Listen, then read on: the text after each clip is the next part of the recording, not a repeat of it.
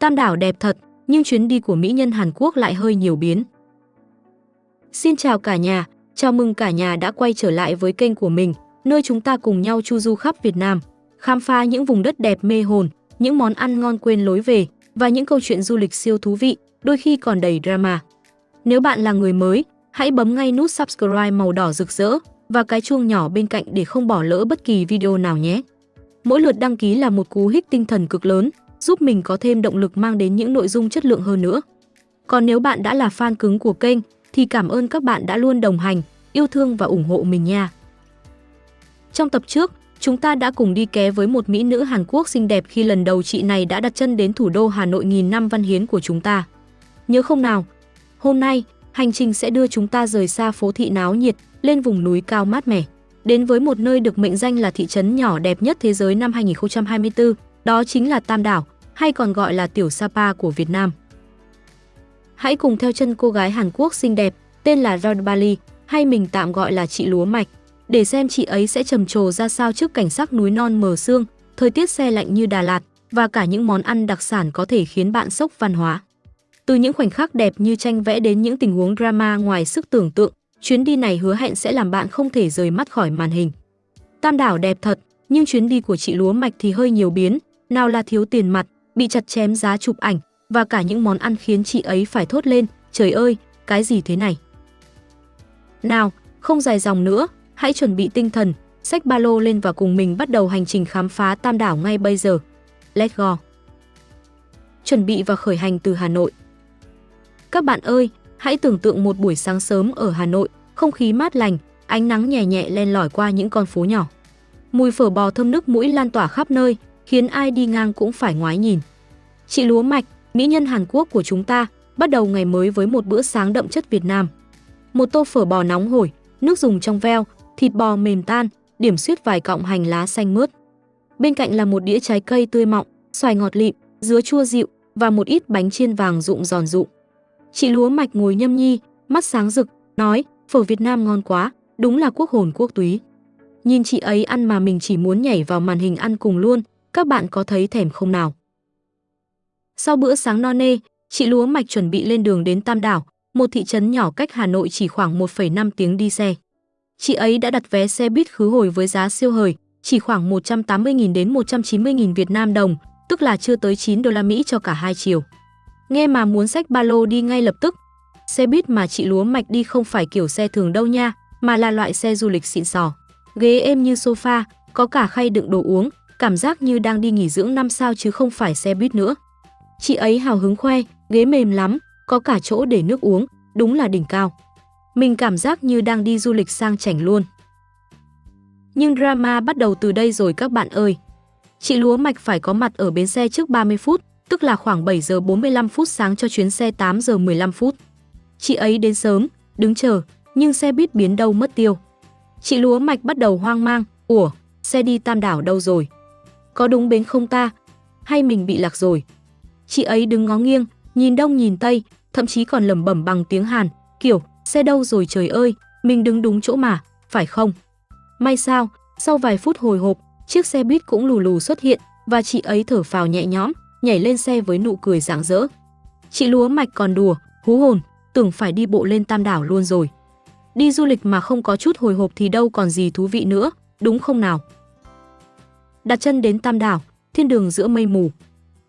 Khi xe buýt lăn bánh qua những con đường ngoằn ngoèo, chị Lúa Mạch bắt đầu cảm nhận được sự khác biệt.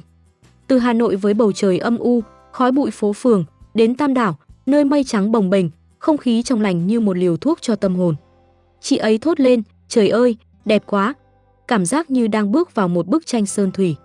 Hà Nội thì u ám, còn Tam Đảo như một thiên đường nhỏ, mây trôi lững lờ, đẹp như trong phim Hàn luôn. Tam Đảo được mệnh danh là Tiểu Sapa vì có nét giống Sapa, núi non chập trùng, không khí mát mẻ và những con đường uốn lượn như giải lụa. Nhưng khác ở chỗ, Tam Đảo gần Hà Nội hơn, chỉ 1,5 tiếng là tới, rất hợp cho những chuyến đi ngắn ngày cuối tuần. Chị Lúa Mạch bị ấn tượng ngay từ cái nhìn đầu tiên. Chị ấy đứng trên một con đường nhỏ, nhìn ra những ngọn núi phủ mây, nói, mình chưa từng thấy nơi nào vừa gần thành phố mà lại đẹp như thế này. Không khí trong lành, mát mẻ, đúng là nơi để trốn khỏi sự ồn ào.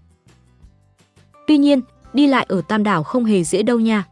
đường ở đây siêu quanh co, nhìn trên bản đồ thì gần, nhưng đi vòng vòng thì xa tít mù khơi. Chị Lúa Mạch nhận ra phương tiện di chuyển chính ở đây là xe điện, CRT, xe máy hoặc taxi. Nhưng giá cả ở đây được thống nhất một cách rất đặc biệt. Xe điện 20.000 Việt Nam đồng, xe máy 50.000 Việt Nam đồng, taxi thì 100.000 Việt Nam đồng, bất kể bạn đi xa hay gần. Chị Lúa Mạch ngẫm nghĩ, nếu có một chiếc xe điện, chắc mình đi khắp Tam Đảo trong một ngày luôn. Chị ấy còn đùa, mua xe điện về chạy ở đây chắc thành đại gia du lịch luôn quá. Ai muốn hợp tác mở dịch vụ xe điện ở Tam Đảo với mình không nào? Chị Lúa Mạch còn nhận xét về không khí ở Tam Đảo, ở đây yên bình lắm, không có tiếng còi xe ồn ào như Hà Nội. Chỉ nghe tiếng gió, tiếng lá cây xào xạc và thỉnh thoảng là tiếng chim hót, cảm giác như đang ở một thế giới khác. Chị ấy còn phát hiện ra một điều thú vị, dù thời tiết nóng ẩm, nhưng ở Tam Đảo gần như không có muỗi. Chị Lúa Mạch hào hứng, không có muỗi luôn, đúng là thiên đường. Drama ở quán cà phê view đẹp. Chị Lúa Mạch ghé vào một quán cà phê siêu xịn ở Tam Đảo, nơi có view nhìn ra một tòa lâu đài đẹp như trong truyện cổ tích. Quán này đúng là điểm check-in triệu like, với cảnh sắc núi non hùng vĩ, mây mù bao phủ, khiến bạn chỉ muốn rút máy ra chụp cả trăm tấm ảnh.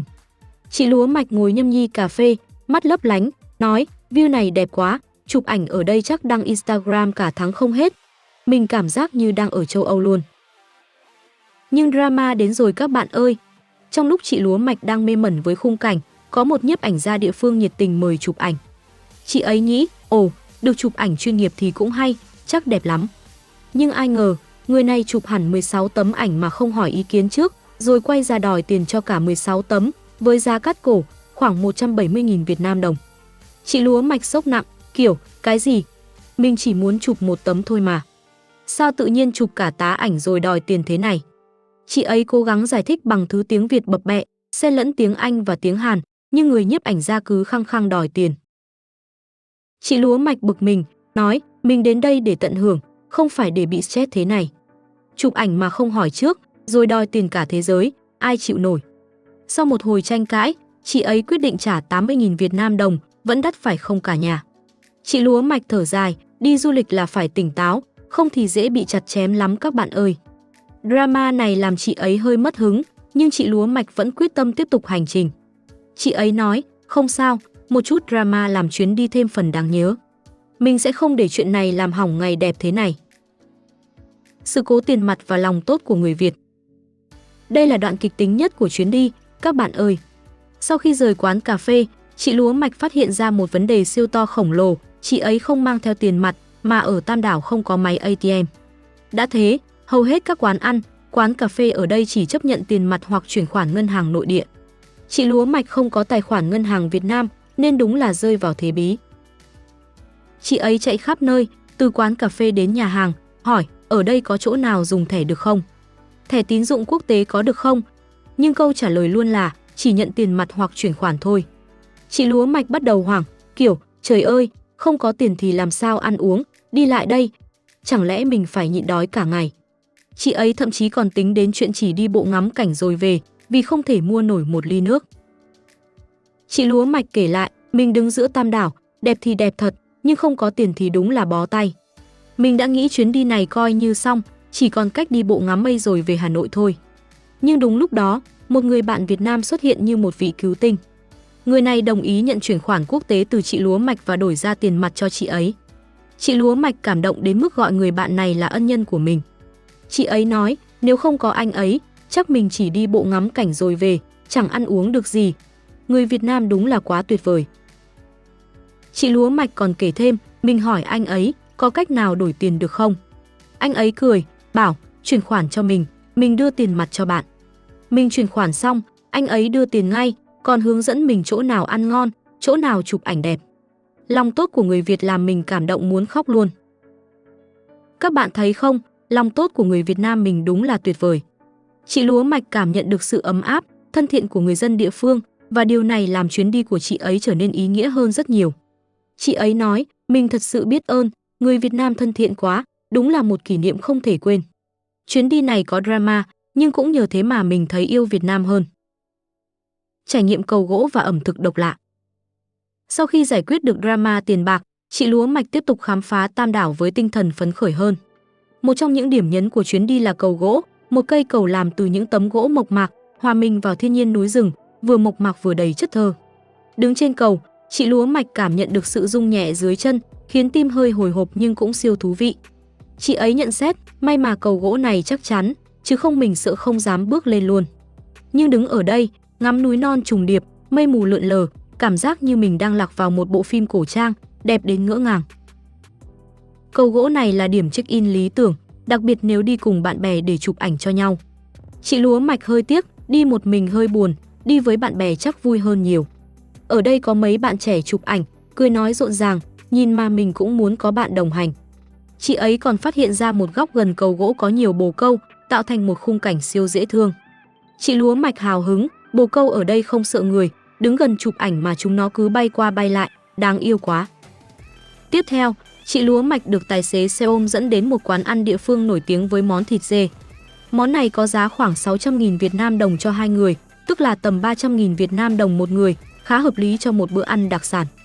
Thịt dê ở đây có kết cấu giống thịt gà ta, hơi dai nhưng đậm đà, ăn kèm nước chấm chua nhẹ rất hợp vị. Chị Lúa Mạch nói, thịt dê ngon lắm, hơi dai nhưng rất đậm đà, nước chấm chua chua cay cay đúng kiểu Việt Nam. Nhưng khoảnh khắc đỉnh cao drama là khi chị Lúa Mạch phát hiện đầu dê được để nguyên trên đĩa. Chị ấy sốc nặng, kiểu, trời ơi, đầu dê nhìn mình chằm chằm luôn. Mắt nó nhìn mình nhìn nó, đúng là ám ảnh. Chị Lúa Mạch cố gắng thử một miếng, nhưng cuối cùng phải xin lỗi vì không thể ăn nổi, nói, món này chắc dành cho người gan dạ hơn mình.